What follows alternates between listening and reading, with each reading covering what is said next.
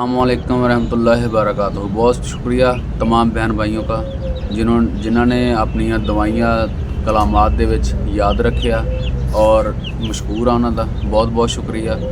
जिस तरह के अजकल दा मौसम है बहुत शिद्दत गर्मी दी है और परिंदियां नूं हीट स्ट्रोक हो जांदा वा, उस दे उपर अज तफसीली गलबात करांगे कि इन्हां नूं हीट स्ट्रोक हुंदी किस वजह तो आ और उहदा की तदराक है। क्योंकि मेरियां कुछ मुर्गियां सीगियां ਜਿਹੜੀਆਂ मैं अपने करीब ही इत्थे अजीज़ रहिंदे उन्होंने देतियां सीगियां, उन्होंने खरीद लिया सी ते उन्हां दी 2 दिन पहले कॉल आई।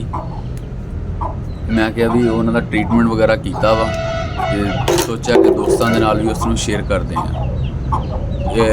उसदी सब तो जिहड़ी मेन बुनियादी वजह हैगी हीट स्ट्रोक हो जांदी परिंदियां दी, वो हैगी कि दोस्तों असीं अक्सर जिहड़ा वा कि उन्हां दे पानी दे लापरवाही कर दिंदे हां।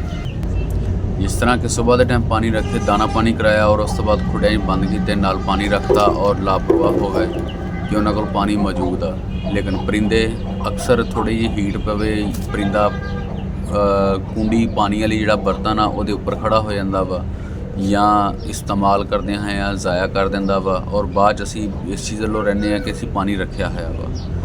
और ये भी एक बहुत वड्डी वजह वा जिसले परिंदे नूं एक तो गर्मी ज़्यादा, दूसरा तो प्यास लगती है और उस दे विच परिंदा हीट स्ट्रोक का शिकार हो जाता वा।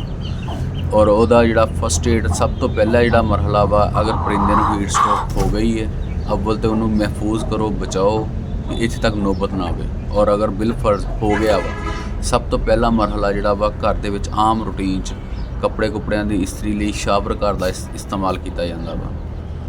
अगर शावर नहीं भी है तो भी कोई मसला नहीं हैगा। उहदे परां दी थल्लड़ी साइड सीना और वह मूँह थोड़ी मिकदार में पूरा नहीं नवाना। सब तो पहला मरहला उन्होंने पूरा थोड़ा गिला करो, गिला कपड़ा लैके वो उत्ते बिठाओ और पखे वाली जगह पर बिठाओ ताकि वही जिसम का टंपरेचर जोड़ा वा वो डाउन हो हौली हो। जिस तरह के इंसान को बुखार अगर शदीद हो जाए तो पट्टियां दे नाल उसका बुखार घटाया जाता वा, यही प्रोसीजर इत्थे भी होना वा। और जिस तरह टंपरेचर डाउन होएगा और उस तो बाद अगला मरहला जिहड़ा वा कच्ची लस्सी करो, कच्ची लस्सी करके वो नमकोल थोड़ा मिकदार इस्तेमाल करो और वह पोटा जिहड़ा वा पूरा पानी का भर दिओ, खुद भर दिओ क्योंकि परिंदा उस टाइम जिहड़ा वा बीमारी की शक्ल च हुंदा वा, पानी ज़्यादा नहीं पींदा। सरिंज के जरिए वह पोटा पूरा भर दिओ, थोड़ी बहुती वही सेहत बहाल होवे उस तो बाद उन्होंने पूरा नला दिओ, पखे थले रखोगे थोड़ी नमी दे विच ते उहदे नाल उहदा टंपरेचर डाउन होना शुरू हो जाएगा। और यह प्रोसीजर डेली बेस ते उहदे नाल मुसलसल रखो। एक अद्धे दिन दे विच जिस तरह ही तुहानूं लगे कि परिंदा बहाली वाला आ गया। हाँ एक चीज़ ये खास तौर पर आ और वो ये हैगी है कि उन्होंने सख्त दाना नहीं पाना, जिस तरह के बाजरा कनक मकई या कोई भी तुसीं सख्त दाना इस्तेमाल करवाते जो वो नहीं कराना। गिली रोटी पानी दे विच भे के रोटी नूं गिलियां करके नरम करके वही देनी है उन्होंने, या इस तो इलावा होर नरम गज़ा कोई भी दे सकते जी उन्होंने, सख्त दाना नहीं देना। और जिस तरह ही परिंदा कवरेज जाता वा जिहड़ा कि हजे मैं जाके इंजैक्शन उन्होंने लगाने हैं, नाल मैं परिंदियां दी तस्वीर भी शेयर कर देंगा वीडियो दे विच, किसी भी हिस्से लग सकती, हो सकता इसे हिस्से से अटैच कर दें। डेक्सा मैथिन ये एंटी एलर्जिक है इंजैक्शन।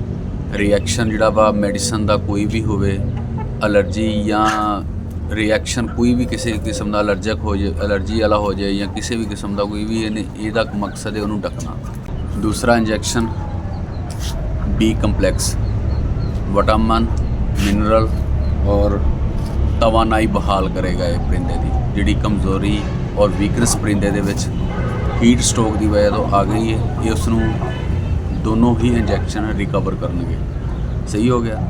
उम्मीद है कि दोस्तों वीडियो अच्छी लगेगी। वीडियो अच्छी लगे तो चैनल को सबसक्राइब जरूर करते जाना। खालिद महमूद नूं इजाज़त दिओ, मिलते हैं किसी नए टॉपिक ते नए वीडियो दे विच। तब तक अपना और अपने शौक का अपने अहल ऐल का बहुत सारा ख्याल रखना। अल्लाह ने